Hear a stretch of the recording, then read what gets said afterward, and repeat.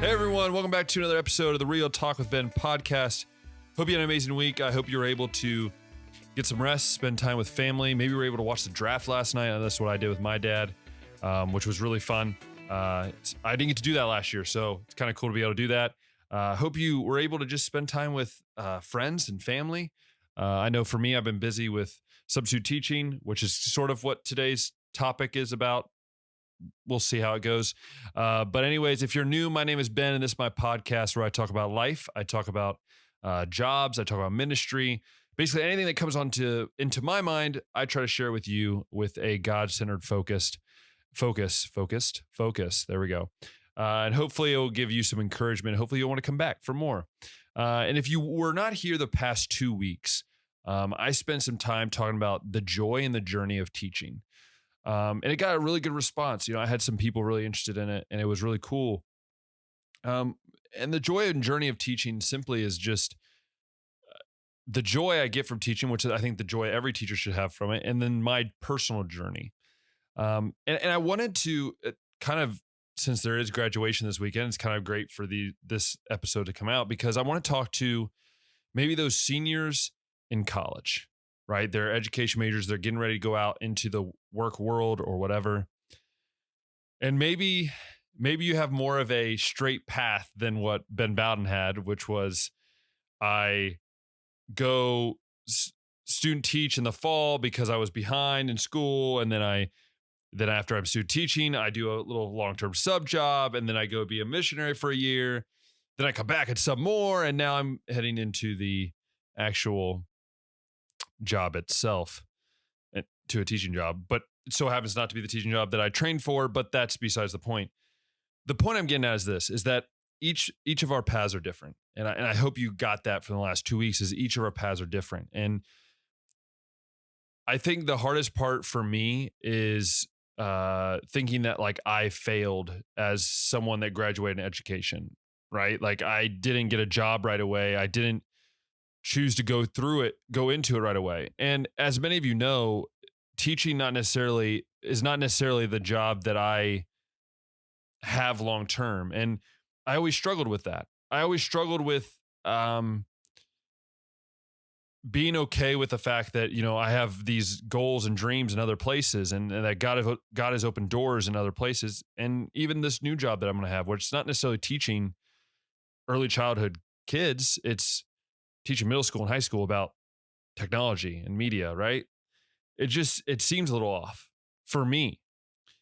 That's when I started thinking, and I started to jot down and to think about what does it mean to be in education? Like, does that mean we have to get a job where we're in the school system every single day? We're teaching children every single day. Or is it the latter where you're really learning about how do you not only manage students, but you're able to manage people and personalities and understand people better? And I think it's a combination of both, right? Like the reason why I wanted to talk to specifically maybe like early teachers, first year teachers, or teachers that are graduating college that are excited to get on the workforce. Like if you want to go teach, I am so for it. Like that's probably where I would have ended up being if God hadn't changed my paths. And I'm not saying that God's not going to change your path, or that maybe God is saying, hey, yeah, you're going to teach for 35 years. I am not trying to dictate these things. I just want to say that wherever your path is, that's like where God wants you. And I think the biggest struggle, like I said, that I had is I felt like I spent these 4 years learning about how to be a teacher and how to be the best for these students. And right now all I'm doing is subbing. And like this week has been hard because I've been subbing in art and in music, which if you know me personally, you know that is not any of my talents whatsoever. But that was also what reminded me that like our God doesn't put us in situations he doesn't think we can be in. And I think that's so true about the teaching profession. I think sometimes as teachers, and maybe you are you're graduating maybe from Cedarville University and you're like, I'm a middle school teacher all day, every day. But maybe God's saying, no, you're not. Maybe he's saying like, this is not where I want you. I think my mom, I believe wanted to teach second grade. And then she ended up teaching kindergarten. 35 years later, she retired as a kindergarten teacher, all 35 years in kindergarten. Bless that woman. I love my mother. She has patience beyond measure. I don't know how she sometimes deals with all those little kids running around and having to. It's just, Mom, thank you for what you did. You continue to do it as well as you sub. But getting back to my point, and this is where I just like, I struggle because, I heard it a lot from professors that like, oh, well, Ben, like, if you didn't really want to go teaching, then why'd you get into this profession? Or I'd hear professors say, well, Ben, you're not really like fit for this profession. You seem more like you're ministry minded and stuff like that. And I'm not going to say names, but like that just got me thinking, like, if you're ministry minded, isn't that should be what you are in any profession? Just because for me, I'm not necessarily all about going out and teaching. And there's this big misconception in college that as soon as you graduate in education or really in any job or any profession, that you should go out into that profession, whether you're a business major or whatever. I know people that were nurses that are now business people. I know that people that were teachers that are now business guys. Like it's just wherever God takes you, and God's going to take you on this journey that I talked about the last 2 weeks. And so if you're a graduate coming up and you're sitting there going, Ben, I don't know what God wants from me. I don't know if teaching is where I should be. Then you need to follow what God is putting on your heart. If you feel that you want to go teaching or do like I did and you substitute for a while and you kind of get your feet, wet and you kind of are able to do more on your own than when you were in college, then do that. If you feel like this is where still God wants you to go, then continue that. But I want to get to in a second the 3 top things why I think education is so important and actually creates better people in the business world or whatever, like a reason why you could be good at any other job with this degree. But anyways, I think that's my big point is like, don't be afraid to get your feet wet. Don't be afraid to actually go teach. So what happens if God says, hey, you're teaching for 2 years, and then he puts on your heart like, hey, I need to go somewhere else, then that's okay. Right? Like for me, I graduated from Cedarville University in the spring of 2019. I finished technically my degree in the fall of 2019. Spent two months as a sub, then went as a full-time missionary, then came back, and now I'm doing full-time subbing, and now I'm going to go back and teach, right? Like that's my journey. That's my story of how I am becoming a teacher. That doesn't mean I'm going to be a teacher forever. And in reality, I don't know if I want to be a teacher forever. And I know this is such counterintuitive, and I know this sounds crazy. But just because you graduate with something doesn't mean that's where you're going to be, or maybe that's not even where you want to be. And I know that sounds crazy. You spent so much money. I think about it all the time. Trust me, still feeling the effects of it. But I know that the experiences I got, and that's what I'll get into in a second, the experiences I got and everything like that is helping me become a better man. So the 3 things, right? The 3 different things I was talking about was 1, being trained as a teacher helps you to deal with people. And I think this is one of the biggest, if not the biggest reason why I think getting trained as a teacher can help you in every single part of your life. For me, this has been huge in my time working on Cedarville University staff, and especially as my time as a missionary. My experience of being in the classroom and dealing with like parents and kids from all different backgrounds has allowed me to better understand people and better understand how to manage certain situations. For instance, like there's an example, like we had a big disagreement when I was a missionary, and it wasn't like, it's not anything bad, like, but it was causing a lot of frustration. And I was able to use some of the things that I learned in teaching to kind of calm the situation. Like, let's look at the pros and the cons. Let's try to figure out a graph that we can kind of figure out what's going to be best for us in this moment. And like, I never would have thought when I'm teaching that I was going to use those things. I sometimes feel like sometimes when you're in college, whatever degree you are, you learn that some of these classes and you're like, oh, I'll never use this in my teaching. I understand that now, right? Like there's something that I won't use in teaching, but I'll use in life. And so that's number 1 thing, right? Is like you're, being around and being around students and learning how to manage people is really what I've learned. And that's really helped me in the work world outside of teaching. Number two, this one is kind of a little different, I guess. Number two, the reason why I think, just having an education degree can really help you in the world is I think the big thing about teaching is communication. Like the one I previously kind of is about communication, but I think I want to specifically talk about communication because communication to me is something that is very lackluster in the work world. Like when I've worked for different people, it's very frustrating. If you can't communicate, it is very tough in the work world or in, business or teaching or whatever. Like I know when I was teaching, like if I didn't communicate with my mentor teacher or my principal, like that can cause a lot of frustration, cause a lot of confusion. Or if I didn't communicate, I'm coming in or whatever. And like, you would think this is so basic, like we're born to talk to each other, but in reality, this is sometimes the hardest thing to deal with. And I'm not saying I'm amazing at it, but I would say like, if you're coming out of college and you're fresh into the workforce, like this kind of applies to anybody, like use what, especially like at Cedarville teaches you, like communicating, being honest with one another. Like that is important, like honesty in your communication, honesty in your integrity, like these two things are huge. And to be able to have that communicated to your peers, to your students, if you're teaching, or to your coworkers, peers and coworkers, same thing. Then that's huge. And that's a big thing. And then I would say like number three, and number three is kind of an interesting one. And I don't think many people think of this one as a reason why, education can really help you in other professions.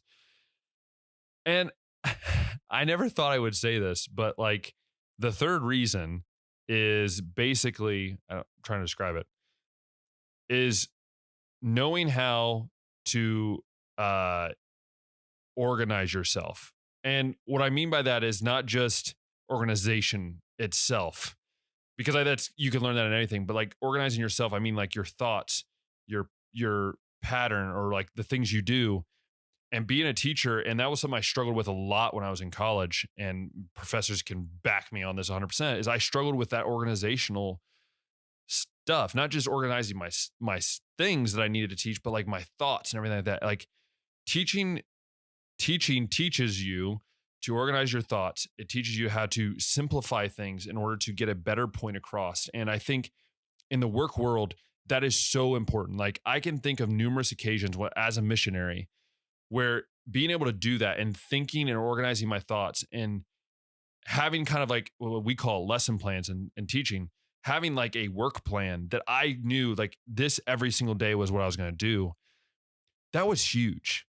And I guess I never thought I would use lesson plans outside of teaching, but you kind of adapt those in their own way. And so I hope that like that makes sense. And so two kind of final things, like one, I know this is for like, I'm trying, like this might be like a spur of the moment podcast episode from Ben, right? This might not make a lot of sense to a lot of you. And I hope it does. I hope that it does make a lot of sense. Because for me, like teaching is great.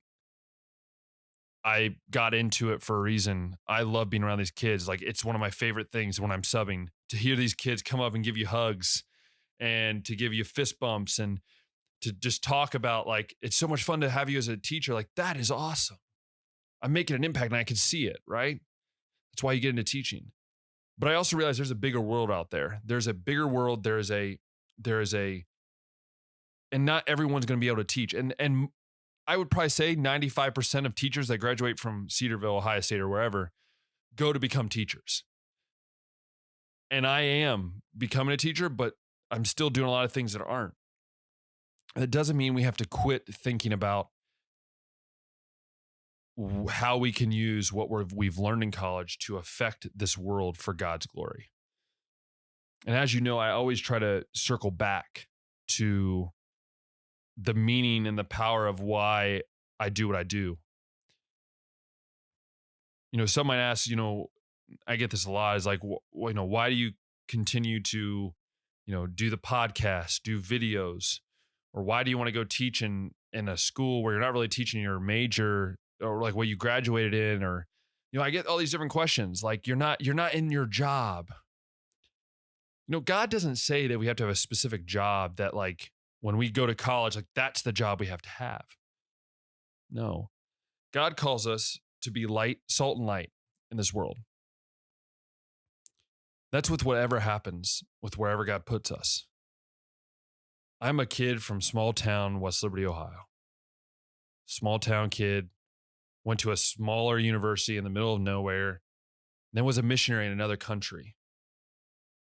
Your whole life you grow up thinking about the big city or those kind of things. You kind of like it at home. And to see now that I'm going to be in a big city teaching and all those things like that, it's very easy for me to say, well, I didn't want that. But that's not what we're called to do.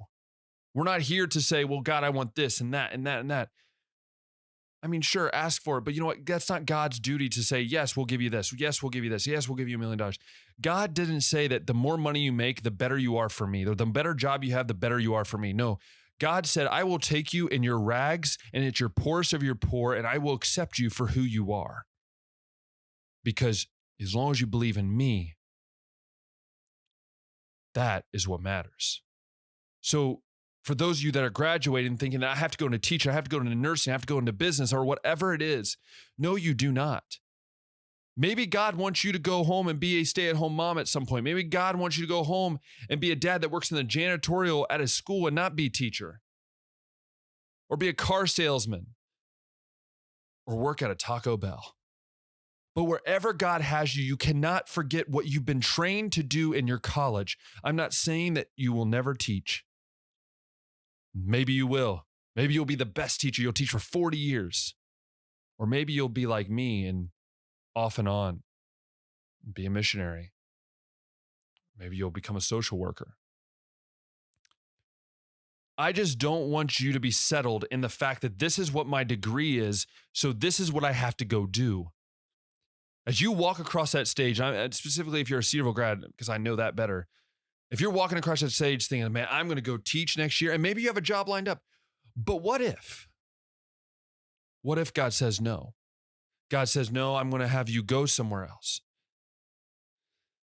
Or maybe God has you, maybe God says you're not going to be able to work there. Or you get cancer. Or you get a very bad illness, or you get COVID or something like that. And I'm not wishing ill on anybody. Just saying that happens. Are you willing to keep what you have learned and what you have grown to become as a person? Because if you've been going through college, it's only attaining what you can to become a better teacher, but not a better person, then they never connect.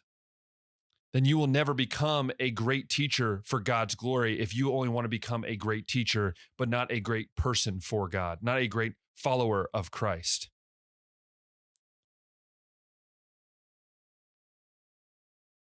God calls us to be servants for him. So I hope that as you are leaving college, or maybe you're not in college and you're listening to this and you're just in the workforce, you're saying, I don't like my job, Ben. I don't want to be here. But then why are you there? Are you there because it's just a job, or are you being able to use that as a platform? Maybe you hate the job. You know what? We've all been there. But how can you make that into something that you enjoy doing? Because I'll tell you, there have been many times where I, and even on the mission field, have been so frustrated and so tired and saying, God, why am I here? And then the next day, or maybe the next week, or maybe the next month, I see him working and I see that is why I do what I do. It's not about you. It's about him. So as you're walking across that stage this weekend or the next couple of weekends as a college graduate, think about not what you're going to be doing, but who you're doing it for. Not where you're going, where God is going to have you. And make that your mission field. Because only then will you truly be able to live out the gospel and use your work to glorify his kingdom. Anyways, I hope you have enjoyed this podcast episode. It's a little shorter than normal, but hopefully we'll be coming out with a new video. New podcast episode. There will be one next week. In the next couple weeks, there's hopefully might be a couple of guests. I don't know. This is kind of still a work in progress. Like I said, a lot of things are changing around here, which makes it kind of crazy. But if you love what you're listening to on Apple Podcasts and Spotify, then go ahead and favorite it, like it. You could share it. Let people hear this. Let people hear last week's as well and the week before, and encourage people to listen, especially if they're teachers. I hope that be an encouragement to them. And also, if you love listening on YouTube and watching on YouTube, I can never get that right. I am so sorry. If you love listening and watching on YouTube, then hit that thumbs up button, hit that subscribe button, hit that notification bell. That'll allow you to see everything that's going on. And I know a lot recently has been just kind of podcast. Like I told you last week, the documentary was hopefully coming out this week. I actually made a complete shift of what I was going to be doing, which is typical me. And this is not going to be as long of a documentary as I wanted. It's actually going to be a short one.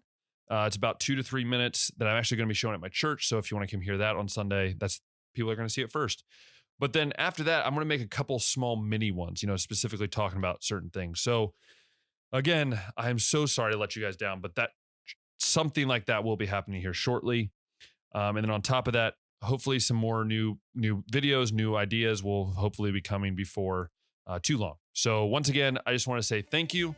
Once again, I want to remind you this, that we serve an amazing God. He is faithful and you can trust him. And as always, we'll talk next time.